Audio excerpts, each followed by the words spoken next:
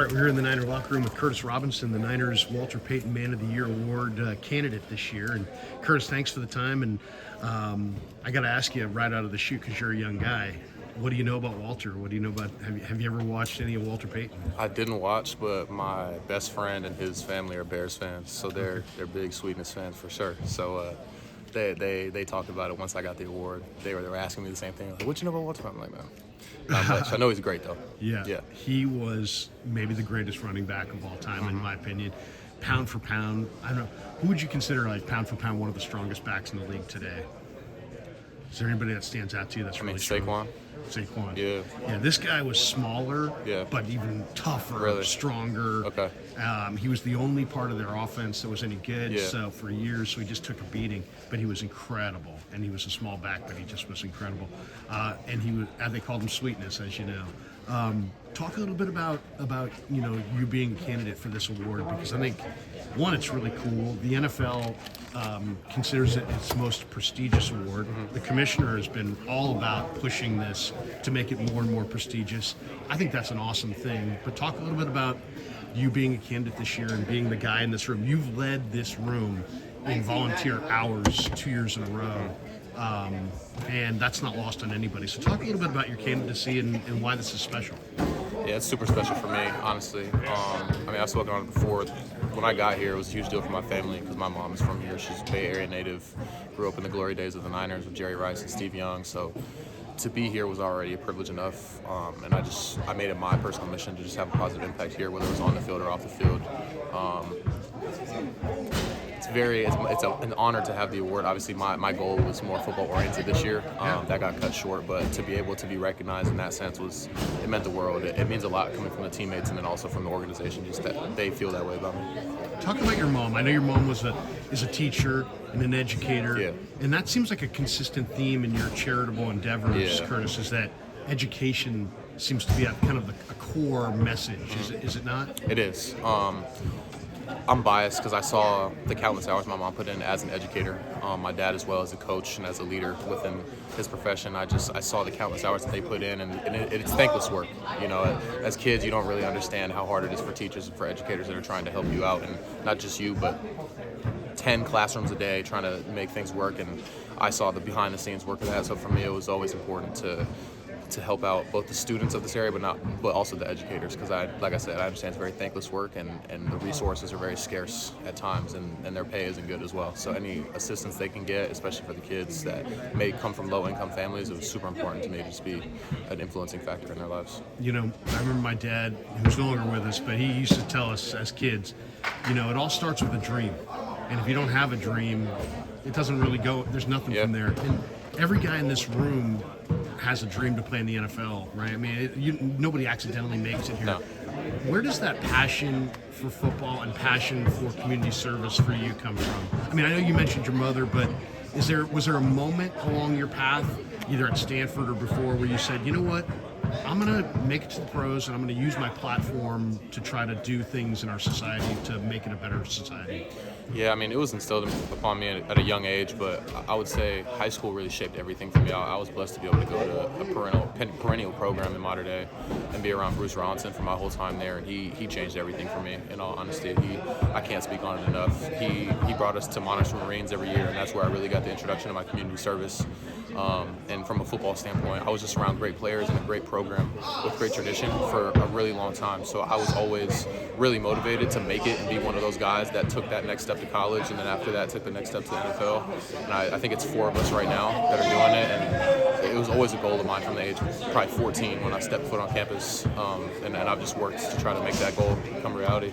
Mater Dei I just watched them the other night. They beat De La Salle. I don't know did you see any of that game? I didn't see, but I saw the final score. It's becoming pretty much a norm at this point. What a program. Yeah, wow. It's a little bit better than the way I left it, but wow. I'm proud to be an alum. I felt like I was watching college ball. I mean, it was amazing. I mean, it damn near is. They're shipping guys out to college left and right, so it's cool to see.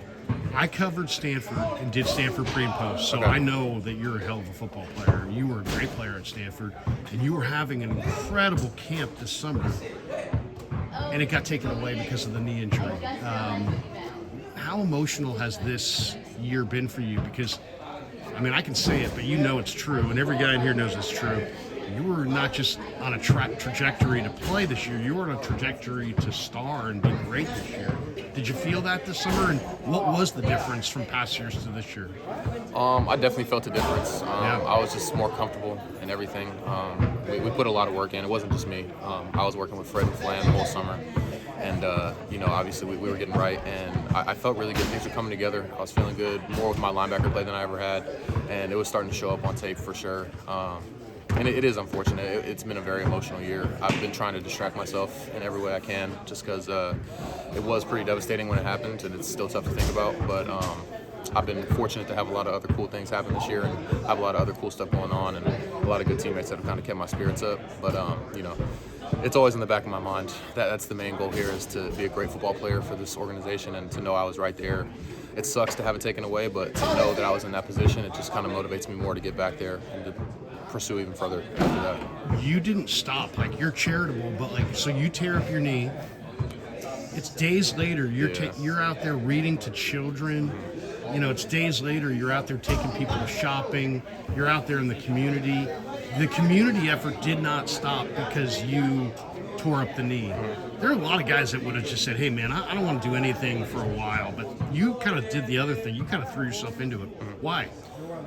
In all honesty, the way I see it, and I don't want to speak for everybody, but just for myself, a lot of the people that we work with in the Bay are not very fortunate financially and have very tough family situations at home and just tough life situations in general. And for me, I was having a rough time with my leg, but when you put it into perspective, like I couldn't walk, and they were having a tough time with the basic necessities of life, So for me, it's like I'm going to the hospital, and people are like, I can't believe you're crutching around. And it's like I have a bum knee, and they're fighting for their life. On a bed, I just talked to Tracy about that. So for me, that's kind of how I put it into perspective. And then from week after week, I just got more comfortable with my leg, and it just became easier and easier to be out there. So.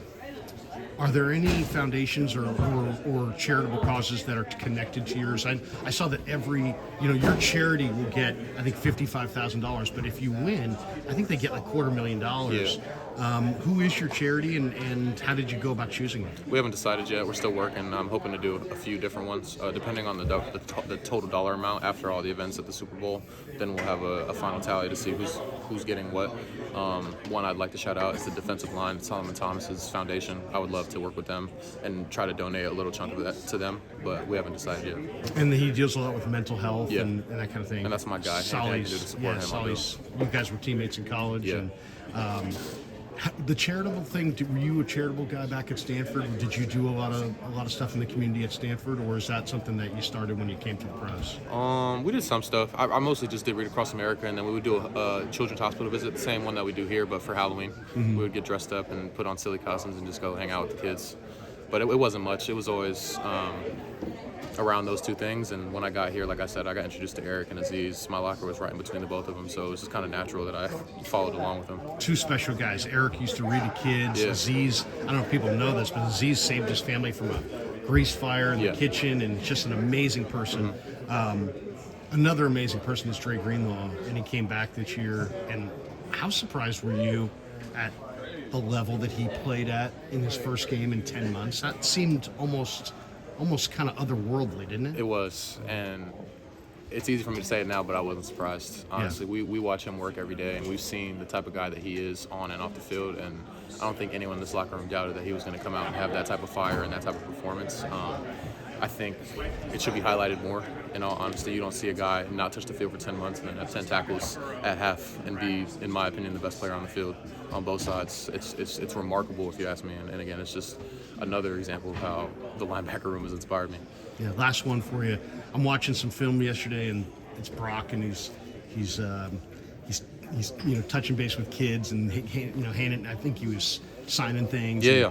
And it seems like the 49ers really emphasize that they would like their players to be out in the community and doing things. How much does this organization kind of push the players to use your platform to try to make a difference? In all honesty, they don't really have to. I was surprised because I've been other places, both college, professionally, that do have to push it, and they push it a lot. And here, I can't remember the last time we've had someone come in front of the team and be like, use your platform positively. Like, everyone in here has their own inspiration to do that. And, like, you see guys like Brock and Kittle and Bosa out at these events, and you would assume that they're being told, like, hey, you should probably go. It's like they're doing that on their own accord.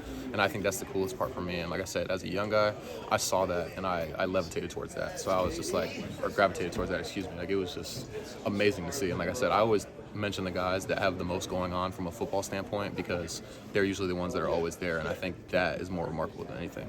Last one for you, and we appreciate your time, Curtis. Where are you in the rehab? I know you're going to get back and play great football, but where are you in the process? What can you tell the fans about your road back? I know it's arduous. I know it's difficult. Where are you in the process? So today actually marks 10 weeks from surgery, which is pretty cool. But things have been going well. It's been nice to be up here. I spent the first 2 weeks in LA after the surgery, and so I've been up here for 7 weeks now. Things are going really well. It's a long way to go, but looking forward to it. Hey, congratulations on being nominated. We wish you luck. We'll try to get all the fans to vote for you.